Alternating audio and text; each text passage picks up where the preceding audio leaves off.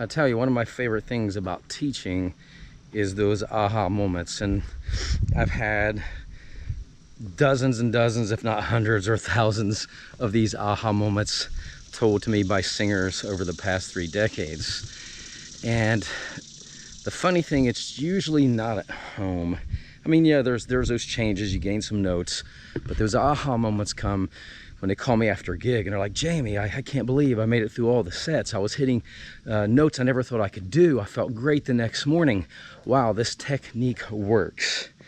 That's what I want. And when you hit the stage, the reason those aha moments exist is because you're not thinking technical, you're thinking emotional, you're telling the story. And I tell all of my students, when you're at home practicing, think about breathing, support, and placement, but don't do that when you're on stage. When you're on stage, I want you to tell the story. I want you to connect to those emotions.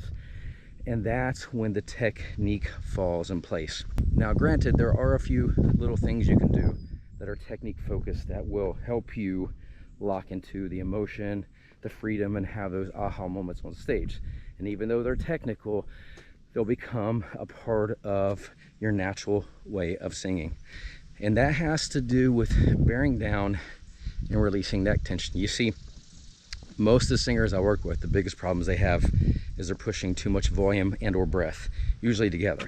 And that's because they're not supporting correctly and they're not expanding their diaphragms. They've probably been told you got to sing from the diaphragm. They're putting too much pressure on the diaphragm. That's causing too much air release, and that's where the problem comes in. The other's grunting. They squeeze the neck muscles to lock it up. So there's 2 things you can do, and I would do them simultaneously on stage. If you feel like you're a little tight, you're getting winded, I would do this. I would literally bear down harder, like you're really passing gas, and spin your head wide, like you're saying no. Now, if you do that to the beat of the drum, everyone's going to think you're just rocking out. So that no movement and the bearing down, what does that do? Well, the bearing down keeps that diaphragm from relaxing too quickly. Therefore, you're not going to push as much volume and breath. And the spinning of the head will disengage these neck muscles so they don't grunt, and your internal vocal muscles will start acting appropriately. And I promise you, if you just do those 2 things simultaneously, it's going to freak you out. You're going to have your aha moment and you're going to thank me. So follow these tips.